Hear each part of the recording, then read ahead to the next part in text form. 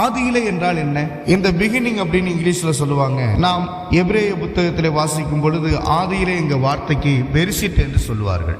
பெரிசிட் என்ற வார்த்தை ஆதியிலே என்ற வானங்களும் பூமியும் உண்டாக்கப்பட்ட ஆதியிலே என்பது இதன் பொருளாக இருக்கிறது. யோவான் 1:1, ஆதியாகமம் 1:1 ஒன்றோடு ஒன்று தொடர்புடைய வார்த்தையாக இருக்கிறது. ஆதியிலே வார்த்தை இருந்தது, அந்த வார்த்தை தேவனிடத்தில் இருந்தது, அந்த வார்த்தை தேவனாய் இருந்தது.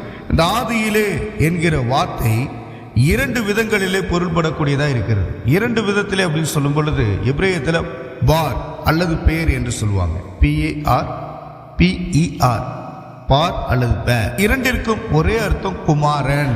ஆதியிலே என்கிற வார்த்தையிலே நான் பார்க்கும் பொழுது 2 பொருள் உண்டு. ஒன்று பார் அல்லது பேர். இவ்விரண்டுக்கு ஒரே அர்த்தம் குமாரன். பார் என்று சொன்னால் எபிரேயத்தில் என்ன அர்த்தம்? குமாரன். 2வதாக அசிட் அல்லது எசிட் என்று சொல்வார். இதனுடைய அர்த்தம் என்ன? நான் அவரை ஏற்படுத்துகிறேன் என்ற அர்த்தம். ஆமென். அப்ப தேவனாகிய கர்த்தர் குமாரனை ஏற்படுத்தக்கூடியவராக இருக்கிறார். இதனுடைய முதல் காரியம், பார் என்ற வார்த்தைக்கு குமாரன் அல்லது ஒரு குமாரன் என்று பொருள். பார் என்ற வார்த்தைக்கு குமாரன், அப்படி இல்லைன்னா ஒரு குமாரன் என்று பொருள். உதாரணமாக பார் மிட்சுவா. பார் மிட்சுவா அப்படின்னா கட்டளையின் குமாரன். சைமன் பார் சோனா அப்படின்னா யோனாவின் குமாரனாகிய சீமோன். பார் என்று சொன்னால் குமாரன். இப்ப பார் மிட்சுவா அப்படின்னா கட்டளைகளின் குமாரன். மிட்சுவான கட்டளை, அப்ப கட்டளைகளின் குமாரன். சைமன் பார் சோனா அப்படின்னா யோனாவின் குமாரனாகிய சீமோன். சைமன்னா சீமோன் நமக்கு தெரியும், பார்னா குமாரன் தெரியும். ஜோனா அப்படின்னு பார்க்கும்போது யோனாவை குறிக்கும். யோனாவின் குமாரனாகிய சீமோன் என்று கூறுவதை போன்றதுதான் இந்த வார்த்தை.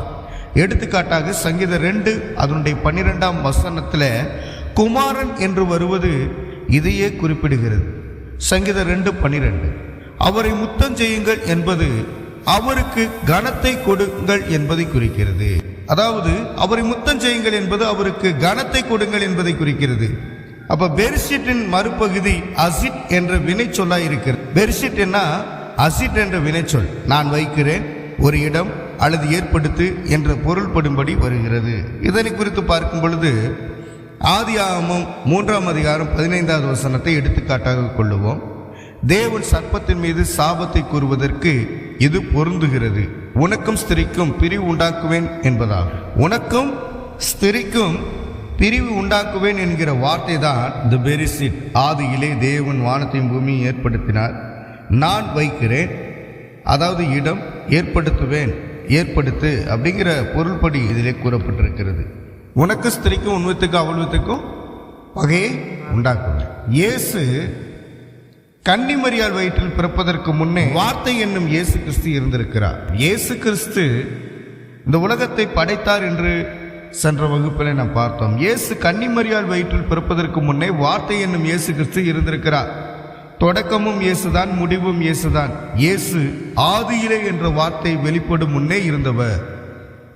ஆதியிலே என்கிற வார்த்தை வெளிப்படுவதற்கு முன்னே யார் இருந்தார்? இயேசு கிறிஸ்து இருந்தவர். அவர்தான் இந்த ஆதியிலே என்று நமக்கு எழுதுகிறார். ஆதி மனிதன் தன் முதல் பாவத்தை செய்யும் போது அந்த பாவத்தை செய்ய தூண்டும் சர்ப்பத்திற்கு தண்டனை கொடுக்கும்படி திடீரென்று இயேசுவை குறித்து ஆதியாகமம் 3ஆம் அதிகாரம் 15வது வசனத்தில் உனக்கும் ஸ்திரிக்கும் உன் வித்துக்கும் அவள் வித்துக்கும் பகை உண்டாக்குவேன்.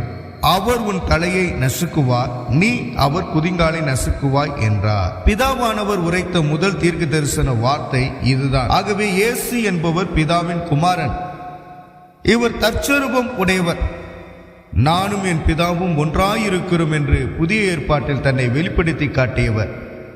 என்னை அல்லாமல் ஒருவனும் பிதாவிடத்தில் போக முடியாது, என்னை கண்டவன் பிதாவை கண்டான் என்று அழுத்தமாகவும் ஆணித்தனமாகவும் சொன்னவர் அல்பாவும் ஒமேகாவுமான இயேசு மட்டுமே.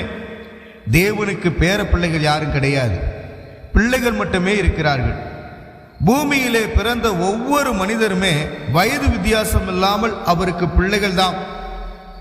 தேவன் ஏற்படுத்திய இந்த உறவு மாறாதது. அன்று முதல் இன்று வரை தேவன் மனிதன் மேல் வைத்திருக்கும் உரிமை மகன் மகள். அதாவது நீ என் குமாரன், நீ என் குமாரத்தி. இயேசு எனக்கு குமாரன், அதுபோல் நீயும் எனக்கு குமாரன் குமாரத்தி என்ற உறவு முறையில் தேவன் நம்மளை அழைக்கிறார். இயேசு கிறிஸ்து என்ற குமாரனை உயரத்தில் வைத்து இவரின் மூலமாக நமக்கும் உறவுகளை உண்டாக்குகிறார் தேவன். வேறொரு உறவுகளும் நமக்கு இல்லை. ஒரே கர்த்தர், ஒரே உறவில் அனைவரையும் ஆண்டவர் இயேசு தான் அரவணைத்து அன்பு செலுத்துகிறார். ஏனென்றால் தேவனுக்கு மனைவி கிடையாது, தேவனுக்கு பேரப்பிள்ளைகள் கிடையாது. தேவனுக்கு இருக்கும் ஒரே குடும்பம் தேவனுக்கும் தேவ பிள்ளைகளுக்கும் இருக்கும் இப்படிப்பட்ட உறவின் குடும்பம் மட்டுமே. எனவேதான் தேவன் பிதா என்றும் கிறிஸ்து குமாரன் என்றும் அழைக்கப்படுகிறார். நம்மையும் அவரோடு, அவரின் இடத்தில், அவரின் நாமத்தில் அவருக்கு சமமாக அவருடைய பிள்ளைகளாக்கி உறவை ஏற்படுத்தி வைத்திருக்கிறார். எனவே ஆதியில் எந்த ஸ்தானத்தில் ஆதாமை நேசித்து ரசித்து உருவாக்கினாரோ அதே எண்ணத்தில் தான் நம் பிதா இன்றளவும் இருக்கிறார். எபிரேயத்தில் அசிட் என்றால் நான் அவரை ஏற்படுத்துகிறேன் என்று பொருள். அசிட் என்றால் என்ன அர்த்தம்?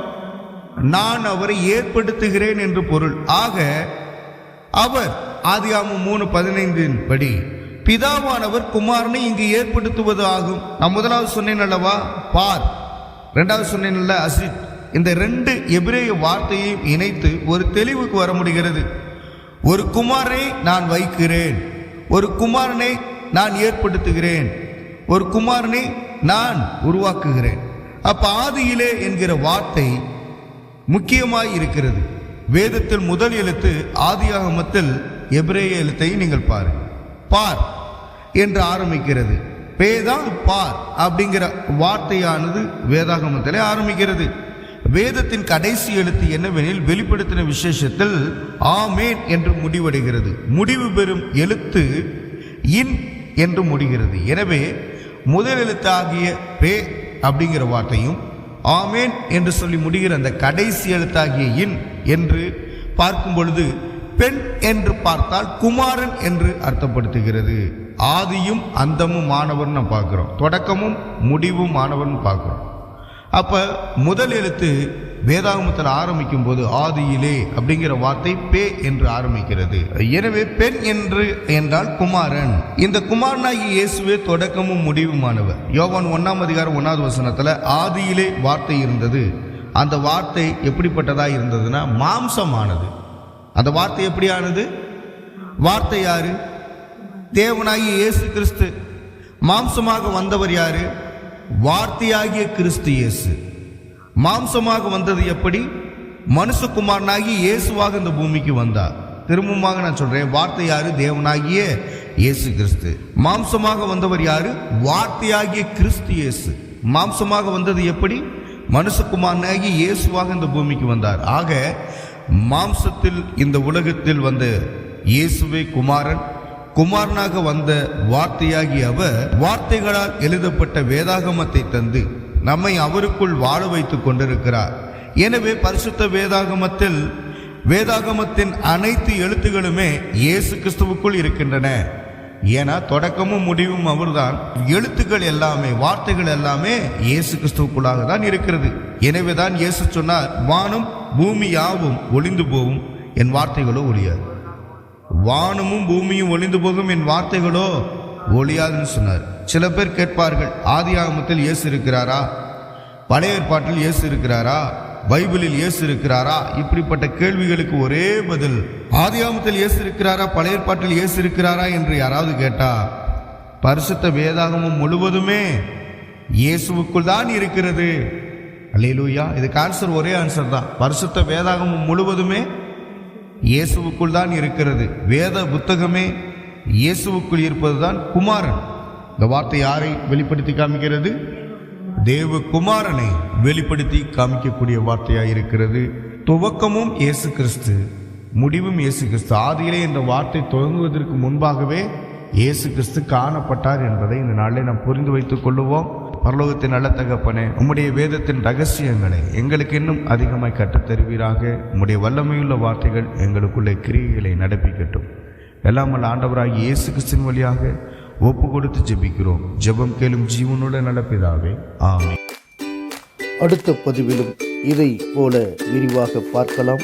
கர்த்தருக்கு மகிமை உண்டாகட்டும். சகாய ஜான் பீட்டர் பைபிள் நியூஸ் என்ற சேனலை தொடர்ந்து பாருங்கள்.